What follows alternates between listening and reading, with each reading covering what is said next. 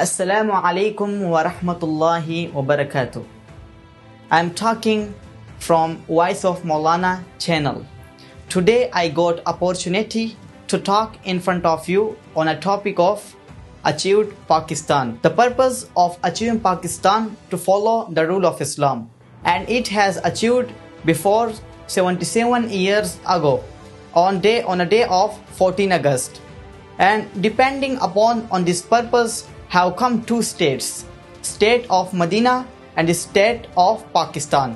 State of Medina also has come from the migration of the Muslims, and two state of Pakistan has came from the migration of the Muslims.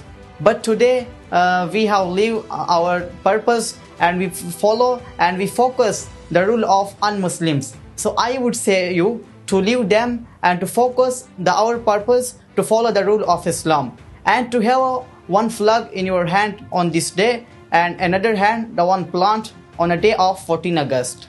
I seek your permission. Thank you for listening.